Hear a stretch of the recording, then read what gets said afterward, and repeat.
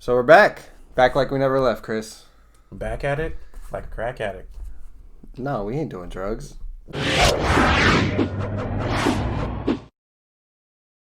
What's going on, everybody? My name's Rico, and y'all know my boy Chris just joined me for the recap of the Last Dance series. Now, I know that we're a little late on this, but I figured we'd provide some joyful insight to this series, and especially in this time when the world has gone crazy. Yeah. We figured we'd provide you a little bit of happiness for right now. Yeah.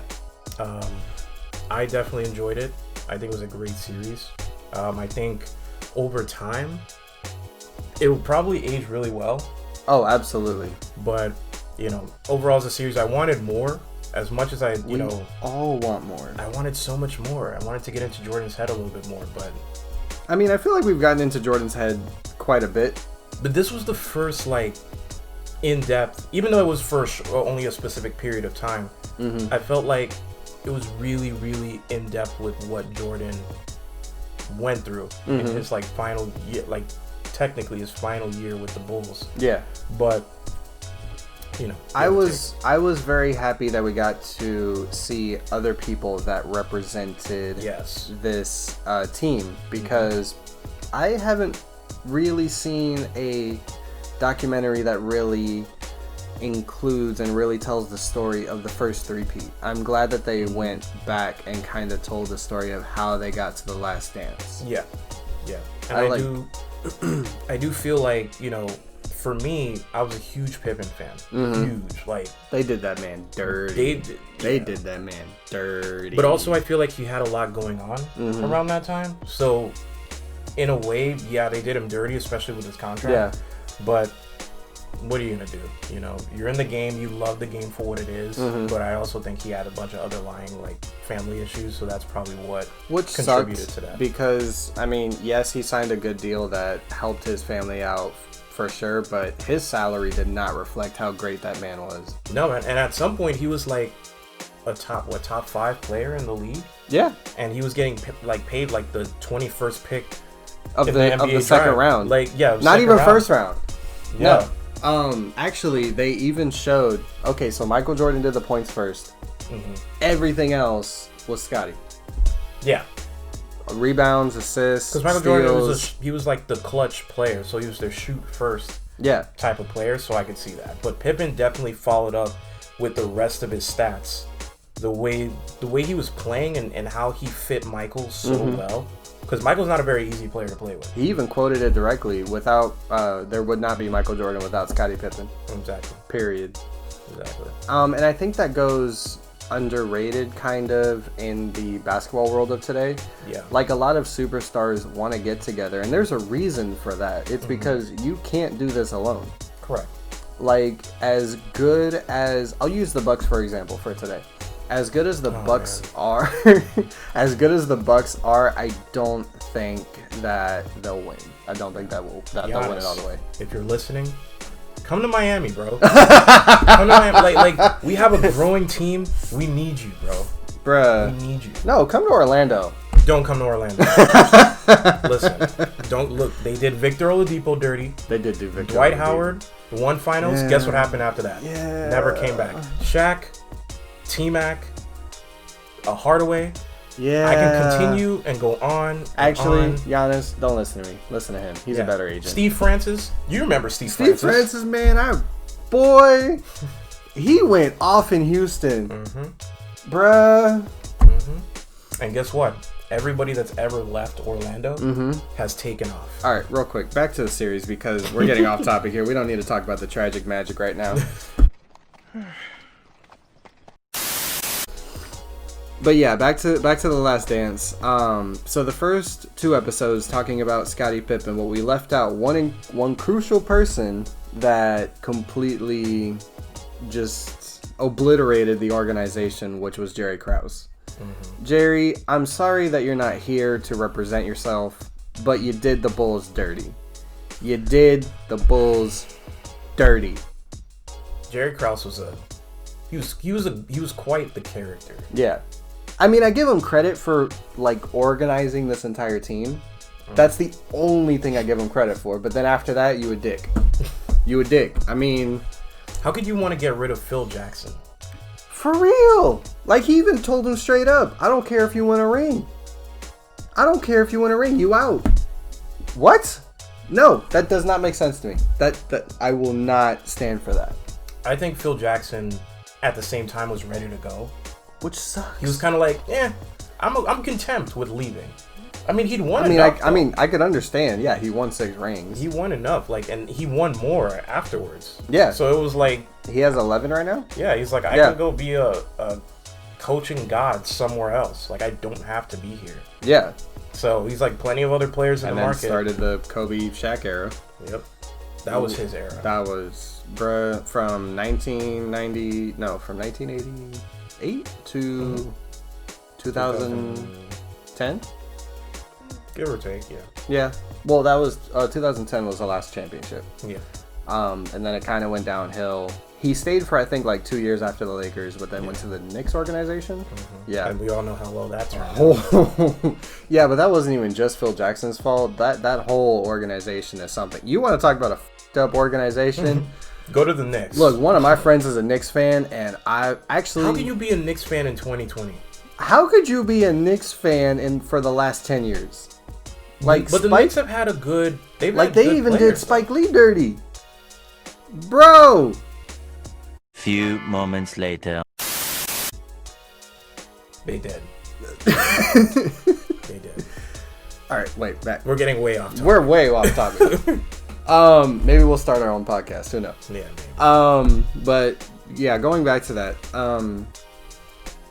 And then talking about the most radical player, the most flamboyant, the most... Which was another in your face. The one piece that they could not win another three-peat without is Dennis Rodman. Mm-hmm. Yeah, Dennis to me was such a character, and seeing him transform from like the Pistons and the Spurs, and then transitioning over to the Bulls, it was like, this guy is different. This guy is a different animal to begin with. But he was always humble when he played with other people. Other than the people that were, he was defending against. But no, absolutely. How would you feel in his position that you were bitter enemies with Michael, and then you transitioned to the Bulls? I think for me, it's like getting out of your own head, right? Mm-hmm. And you realize now that as a team, you have to work together. Mm-hmm. And I feel like if that was the case with Charles Barkley and Michael Jordan, if Charles got traded to the Bulls, he would do nothing else but have to work with Michael. Yeah, but they were... I don't think it was of the same caliber, though, because Pistons had the Jordan rules. Yeah. Yeah, specifically for Michael. Yeah, like every time you went up to the rim, you basically going down. It's like you getting the flagrant... Hack-a-Shaq, man. Don't even get me started on Hack-a-Shaq. Greg Popovich killed it.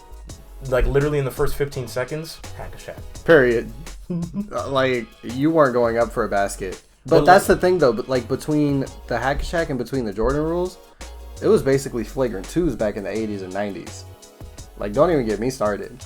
And those are just standard fouls. Yeah, those are just standard fouls back then. Like, today, they're, you getting ejected. Yeah. Like, you punch someone in the neck, you're out.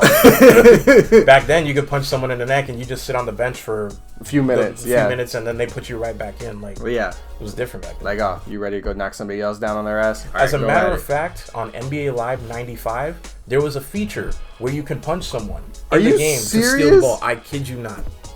This is real life. No wonder my dad strayed me to 2K, because NBA Live was the shit. 2K, take some notes. Like, you punch someone in the game and like the crowd goes ooh, like you got punched, and then you just steal the ball and then continue. Stop adding more sweat, 2K, and add a punch feature. Oh no. If they add a punch feature, it would be next level. Bro. That would be next level. Or at least give people the ability to start fights. Yeah. Yeah. Like, I mean, obviously, like, you'd have to do like a lot of things to get that to there. It's not like you can start a fight every time a game is. But that to me would make it more realistic, like more immersive. The aggressive, like being aggressive defender and stuff. It makes you like your character all riled up and stuff. Like stuff like that to me would make 2K look real cool. Absolutely. But back to the topic at hand. I believe Hack-a-Shaq and the Jordan rule go hand in hand, because obviously they saw Shaq as a threat. Yeah. So Jordan was the same way. The Pistons loved to play Jordan. They loved it and they hated it at the same time. Yeah. They loved it because they can put a number on him, like literally like destroy him. Yeah. And then there's other parts of it like we don't want to lose to this guy. Yeah, we talk a lot of shit and we lose to him. Yeah, but that didn't last that long, because 2 years went by. They had essentially beat the Pistons in 4 games, and they made you walk off. Getting out of here. Now a timeout was called. They left the bench, although there's 7 and 9, 10 seconds remaining. The Pistons just left. That's a... Yeah. They, like, you guys all collectively, I'm pretty sure it came from some teammate or whatever that said, no, we ain't losing like this. We leaving right out of the gym. They all walked off, and the Jordans just stood there, ain't shaking their hands or anything. And I remember on a Rashad interview with Michael that said, if you felt like it was personal, and he said, did you take that personally? No. Get that up, you can walk out of the building any way you want. That's tough. But that also expresses Michael Jordan's competitiveness even to this day. Yeah. Like, how competitive do you got to be to get into a gambling situation with a coin flipping thing against the wall? Does anybody know what kind of game that is, or did they just make that up on the spot? They probably made that up on the spot. I mean, I'm but sure. But anything to gamble, pretty much, is what. The one thing I know is. I don't think it's anything to gamble. Michael Jordan's just competitive in anything. Yeah. And then because he has the money, he'll just put money on it. And again, he did not have a gambling problem. Again, they quoted it very nicely on The Last Dance. To him, $10,000 is $1 to you. It doesn't hurt him. Shit, I wish $10,000. Shit, I wish I had $10,000. To be honest with you. Long story short, we're broke. Exactly. We are broke college kids, and that's why I only have time to do videos every so often. But we're staying creative, especially in this time. But yeah, actually going back to his gambling thing, I also hated the fact that they put the gambling thing on his dad's death. Like, the dude didn't already had enough to grieve for. Yeah. Especially being very close with my dad as well. That hit me a little different. Different. But the way the media tried to play it out, like, they didn't give him enough room to recover from his dad's death. It was literally like that week. Yeah, even when he left basketball, he transitioned into baseball, the minor leagues. It was almost as if they couldn't get enough of following him around and saying, oh, okay, he went to baseball because he can't take the heat from his dad dying because of gambling. Yeah. When it was just a random act of violence at the end of the day. But it just sucks because, like, at that time where he needed to be strong and he needed to grieve, the media gave him all kinds of flack about it. Oh, absolutely. And to me, it wasn't fair to him. I feel like, you know, I'm not a huge fan of Jordan's personality, but I do feel like as a human being, we all deserve that kind of peace and respect. And I know it's the lifestyle that he's in, but at the end of the day, we're humans first. Which sucks, because I don't know how we turned into essentially, I mean, I don't know what to compare it to, but I don't know how we turn into people where we have to follow a celebrity 24/7. I mean, you saw it when Jordan went to Paris. His stardom was huge. Like, in the documentary, it was huge. Like, they had to compare one guy to a 4-team member of the Beatles. This one guy evoked a whole band when he walked through anywhere. Never seen people react like they do to him. People go crazy when they see him.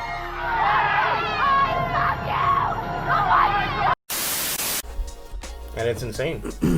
Like, he was good at what he did, you know, and nobody at that time was better than him. No, absolutely not. He definitely was no. that guy on all spectrums. and he did it pretty well. And it was also at the time of globalization, of marketing and how people started to change things. And it also was a growing time in terms of basketball as well. And he helped, he didn't even just vault it into like the next generation. His shoes still matter even to this day. And the fact that he almost went with Adidas, and his mom had to drag him to a Nike conference, meeting, like literally, was almost funny to me because we could have had Adidas Jordan. Actually, even after that, he was still hesitant to stay because the Jordan 1 and Jordan 2 he wasn't particularly happy with. And when they got to the Jordan 3, they had to bring the household name, Tinker Hatfield, to the fold to keep him there because Tinker was also one of those people that wanted to push things and wanted to push sneaker technology along.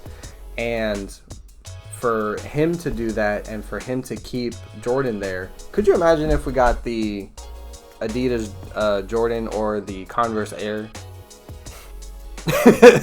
Converse Air would be kind of hard though. No, absolutely. I feel like that would have been hard, but I couldn't imagine Jordan being on Adidas. Like I feel like that's such a parallel universe kind of thing. Yeah, and because of scientists now finding out about wormholes and all that, it probably does exist somewhere. Somewhere out there. But what if we're not in this one. What if somewhere out there Charles Barkley won a championship and Jordan never won?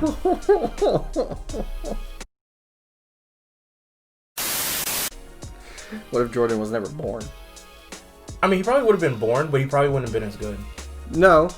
Actually, you could even say that as, like, especially to this. This showed that this man did everything to be top 3.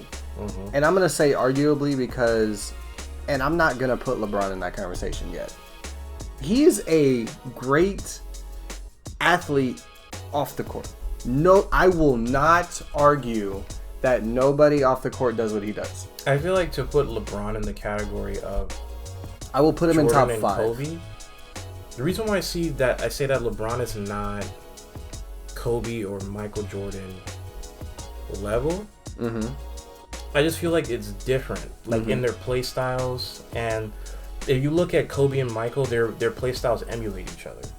I mean, Kobe, even he said it in the interview, there would not be Kobe without Michael. Yeah, and the fluidity of their game was always there. Like, I trust Kobe and Michael Jordan with the last clutch shot of the game. I don't trust LeBron with the last clutch shot of the game. No. And that's just me.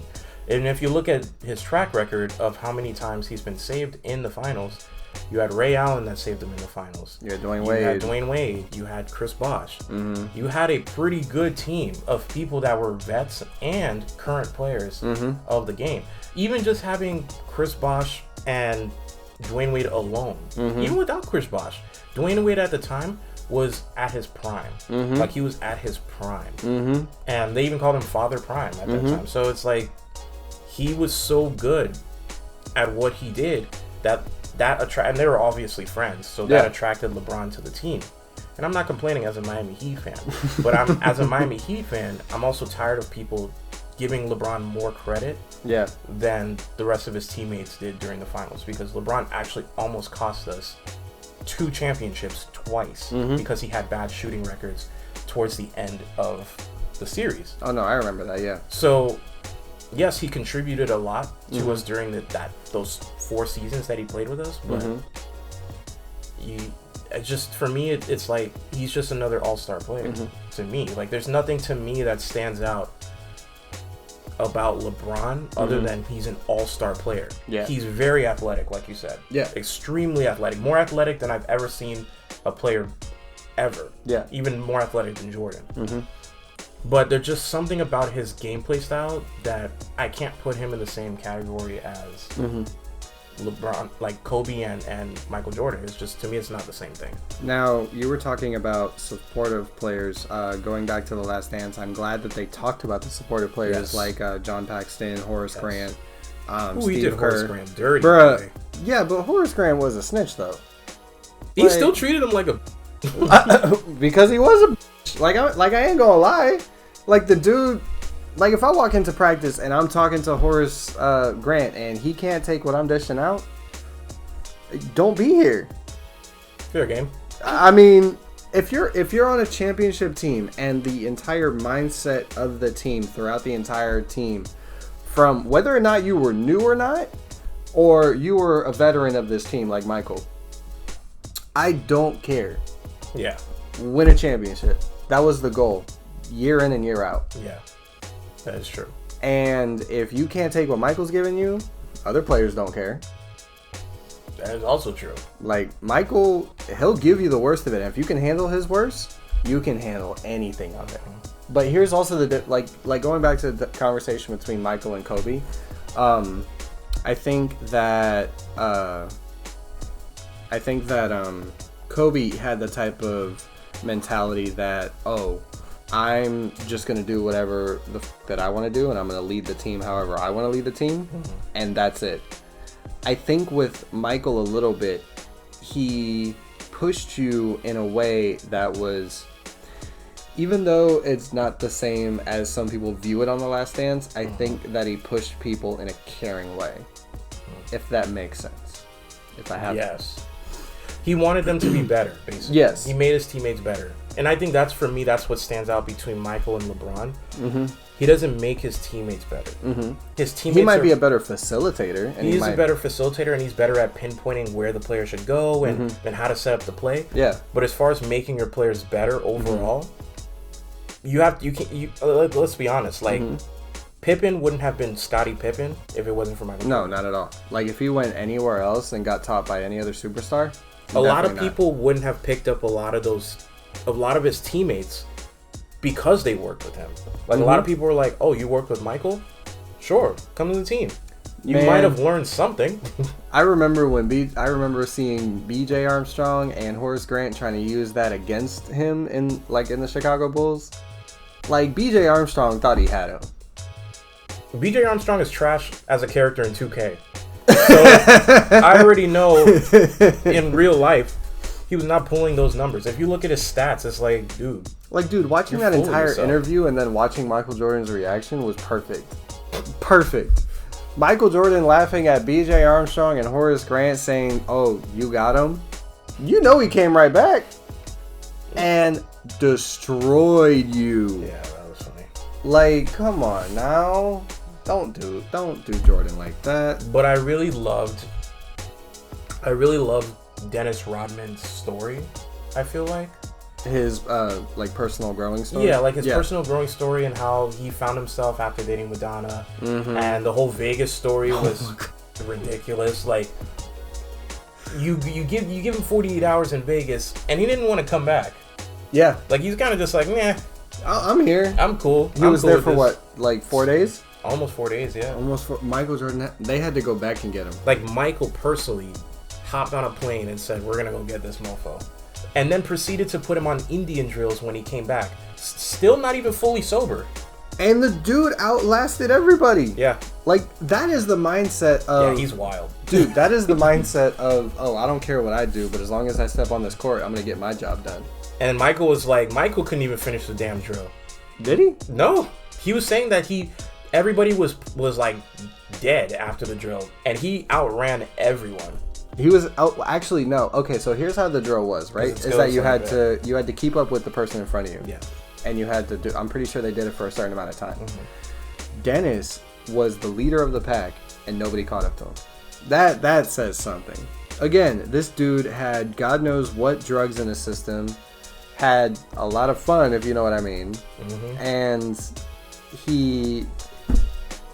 I don't know what to say. I'm completely baffled by what I heard. Dennis is a wild dude, but there'll never be anybody like him. Dude, how'd you feel when he showed up on the interview with painted blue nails, light blue? I mean, honestly, I'm not surprised. I mean, I'm not surprised either. But I also feel like he's an eccentric character, so anything to draw attention to himself. I don't even think eccentric can fit the word eccentric. Maybe not. To Dennis is eccentric. I really feel like he's very out there. Yeah. And his type of style of who he is fits his personality so well. I think when people get to that type of level, there's no word but to call you like a Rodman. Like you're pulling a Rodman. Yeah. I don't have your think own terminology is something. You definitely did something in the game. And whether it be winning championships or anything, you created your own style. Yeah. Especially in this month, which is the LGBT Pride Month. And the thing is, he's not even. No, he's not. He's not even gay. But he's very like fully straight. Fully straight, but he's like super fluid with who he is, and he's comfortable in his own skin. He doesn't care. Like, I don't care. Like, I'll go eat chicken with the dude from North Korea. Like, that doesn't bother me. But that's the thing. Like, it's like there'll never be anybody like him. There'll never be another person like Scottie Pippen. There'll never be another person like Michael Jordan, ever. Yeah. Just like there won't be another Kobe and there won't be another LeBron. Everybody else is different in their time frame. But I also feel like Jordan did a lot for the game as far as even the, the restricted minutes. It was all him because he decided he was going to go exercise after he injured himself. And then somehow you have a calf stronger than your healthy one. Like, okay, first of all... Only Jordan. Like, only Jordan at this point. Like, this dude is a cyborg. Like, you want to talk about the Terminator? No, this was the original term. Kawhi is 2.0. Kawhi is on his charging dock right now, as we speak. Ready for the NBA season to start up. I got to say real quick, like, are you excited that 22 teams are going to be playing only? I'm excited for the environment that they're playing in. You heard the noises are going to come from 2K? Oh, the audience noise. I'm done. Man. But no, okay, so I'm fine with that. That doesn't bother me, but it's the type of environment that they're going to be in, which means that you have basically no family there. You have no friends. Like, this is as isolated as basketball can get. It's like playing a pickup game. How much, not even that, how much of a champion... How much is it worth to you being a champion in this type of environment? Because a lot of people, they feed off the crowd, they get that energy, but how much is it to yourself? How much energy can you pull from yourself to win? That's the type of environment that I love growing up in. There's a lot of players that don't agree with it.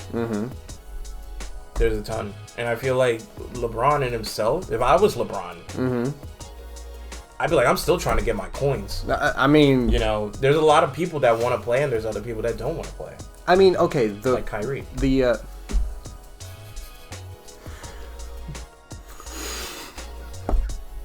gotta bring it up, didn't you?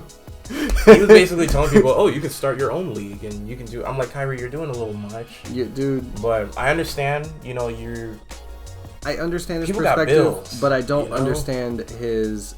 viewpoint. I don't, because actually Stephen A. Smith said it good on First Take. I don't ever listen to Stephen A. Smith.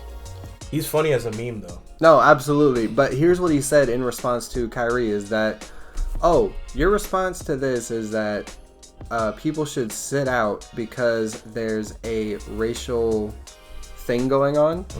And his response was, then black people wouldn't have jobs for 200 plus years.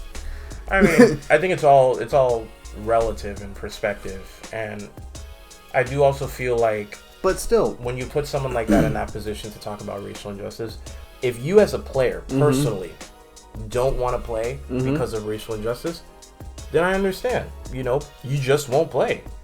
I understand it to an extent. But the NBA is going to continue whether you want to or not, because I know exactly. I damn know for sure LeBron wants his coins, and Giannis wants his coins, and Kawhi wants to prove everybody wrong. There's so many players out there. I mean, Kyrie, if I was Kyrie, I'd be trying to sabotage the NBA too. Like, I know my season is going to be over because... Do you think it's sabotage? I think so. He's got no... We're getting way off topic. No, but listen. Here's why I think all right, we're going to finish this thought real quick, and then we're going to do our overall recap. But I also feel like because KD is not playing, and your backup is Spencer Dinwiddie... I mean, he's kind of nice, though. He's kind of nice. No, because he did it for me when he put out that GoFundMe for his contract and where he would go. He would sign a 1-year contract. Did you see that? No, I never saw that. He did this GoFundMe where he's like, damn, man, I fund love my your next shoes. Yeah. But what he did was pretty asinine. He's like, fund my next contract. Like, basically give me money and let it total up to my contract. I think it was like $15 million or something like that. And you get to decide where I sign for my next contract. No one cares, Spencer. It probably didn't even reach 2% of his goal because nobody actually cares. And you asked that during a pandemic. Do you really think you're going to total up $15 million for a pandemic? Like, you're trying to have your cake and eat it too. You get the $15 million and you get another contract. So technically you're making about $30 million. So, Spencer, we're not dumb. But he eventually took it down. And, I mean, let's be honest. If I were Kyrie and I know KD's not playing, I'd sabotage the NBA season too. Because KD's sitting out. KD can come back if he wants to. But in his best interest, I probably wouldn't. Yeah, but I think he kind of got a mental blow to him when he was told the first time not to come back. And then he decided to. And then, okay, it went from what did it go to? It was an Achilles second, but what was first? I think it was not a contusion. It was a But either way, compared to his Achilles, strain. There we go. Okay, it was a strain, right? So he got a minor injury first, and then just sit out the rest of the season, come back next season, right? Yeah. Okay. I mean, for a couple months. Yeah. Then you go out and try to win. I respected him for this. I respected him for trying to win another championship and helping his team. I respected that part. But obviously you put your health at risk, and we all knew it. A lot of people actually called the Achilles. Yeah. And then you ruptured your Achilles, and now you're sitting out. Like, we watched it on TV in slow motion. Rupture. I don't like watching shit like that. The worst one that I watched was Gordon Hayward's. Oh, and that was the first game of the season. Yep. And TNT had no problem showing every angle of that. Thanks, TNT. They had. I appreciate it. Okay, so to end this. Also, real quick, as a funny remark, that was my girlfriend's mom's first time ever watching an NBA game. Oh, she probably not watching it ever again. She was like, is this what the NBA is like? And I'm like, no. This is an anomaly. This was just random. This has never happened. Like, it happens, but it's never happened to this scale where TNT shows us 8 angles of this dude's just freaking. Well, first of all, they never had the technology to do that. Yeah, well, now they do. And I kind of wish they did. No, exactly. So, okay, but yes, to kind of recap our overall thoughts of The Last Dance. Me personally, I love seeing the human side of Jordan. Yes. I love seeing the supporting cast. I love getting into what they thought of the team, what was good, what was bad, and seeing who were the snitches, who were not the stitches. Snitches get stitches, Horace. Dude, Horace, I don't agree with any word that comes out of his mouth right now.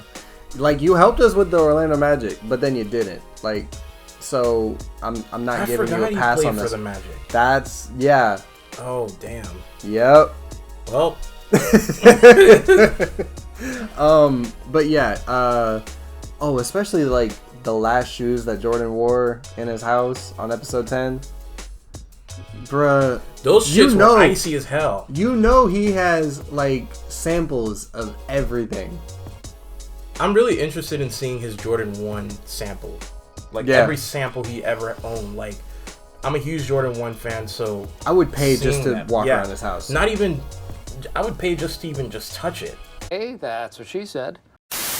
Like, touch the No, I don't need samples. to touch it. No, I don't need to touch it. No. I'm a very like hands-on person. I could take 1,000 pictures and I'll be good. I don't even care about the pictures. Like, my visual and my memory is just like, dude. What do they feel like? I touch these. Like, you know what I mean? Like, it's just like, Is that was like you as a teenager? Yeah, like I've loved shoes for a long time. So like, for me, I'm a more like hands-on person. Like, if I see a shoe in a video, I want to touch set shoot and see like what the material is. I absolutely agree, and I'm a visual person too. But at the same time, in the back of my head, it's just like, damn, I don't want to ruin these. He probably crumbled because of the 1985s. He still has some shits too. He played in those, and he said his feet were bleeding, and he said, "I'm still gonna play in them." Like, if that's not GOAT status, LeBron would stop playing the whole game and probably be gone for like 4 games and then come back. And they'll create a new rule that you can't ankle support. Is that not facts though? Kobe came in with injuries. Mike had one bigger calf than the other. And LeBron couldn't play in the last season with Miami Heat because the air was too warm inside. I forgot about that completely. But no. Still love you though, Bron. Hey, you gave Florida 2 rings, and you gave Florida 2 rings. 2 rings. Okay. 2 rings and slid. Dwayne Wade did it with Shaq. Look, I respect Dwayne Wade more. LeBron, I'm not side-eyeing you completely, but you close. You close. But yeah, to just end this off here, I love watching The Last Dance. At the start of this, I completely agree with you. I wish that we had more of this, but you know, all good things have to come to an end. But especially in this pandemic, it gave everybody that I talked to something else to talk about. Yeah. It wasn't, oh, did you see the numbers today? Oh, did you see what other death happened or whatever thing happened in Europe or whatever. Yeah. It was a chance to just have a little normal. Have just a pie of it, just a slice of pie. But I also feel like when I first saw, you know, that The Last Dance was going to come up with Michael Jordan, I was skeptical, not going to lie, because I'm like, this is just another Jordan thing, masterpiece to make Jordan look good. And I said to myself, another Jordan like biopic, like I'm not trying to watch this, like I really don't care. But I'm glad I did. I'm glad I gave it a chance, and I sat down and I was fully immersed. Like I was in there. The first episode was a little bouncy, back and forth, but they kind of got it right as the episodes came along. And the fact that they did talk about the supporting players and they talked about Jerry Krause and how shit. And we don't like Jerry Krause, safe to say. And you know, even when they even got down to the point where they talked about how Isaiah Thomas didn't make it to the Dream Team, and how they knew Jerry Krause liked Kukoc, and they defended the shit out of Kukoc. Bro, how you got 2 kids and you treat like this one's your favorite? Come on, Kukoc. Like, I respect you. Yeah. Like, Kukoc is actually a cool dude. Yeah, he was a cool dude. But it's Jerry Krause that we don't like that made this whole thing. But again, without Jerry, there would be... I mean, like I pointed out, I respect him for making the organization, but I hate you even more for disbanding the whole thing. Yeah. I think he wanted to rebuild, and that was basically it. Why? He knew Jordan... He knew at some point things with Jordan would come to an end, which he was right. But you let it end. Yeah, true. Like, the Boston Celtics let that ride till Larry Bird broke his back. Magic rode it till he got HIV. Yeah, well, that was tough. But I think for him, Jordan himself, like, was going to hang it up at some point. Now, Jordan let stayed. Him choose to. Had Jordan never gone to play baseball, nobody would have won. No, that entire 90s decade would have been Chicago. But I also feel like Jordan's... But he needed it, though. Yeah, he needed the well-rounded rest from basketball. And in turn, it did good for his legacy. Yeah. So I don't really see it as a bad thing. No. That he did. No, it wasn't a bad... I'm not saying it was a bad thing. I'm just saying that if they did it, and if Michael Jordan was in a better mental state, then they would have... Now, not to say the other players wouldn't have... Actually, no, it was a good thing for the players of the Chicago Bulls, because they're like, oh no, we need Jordan. Yeah.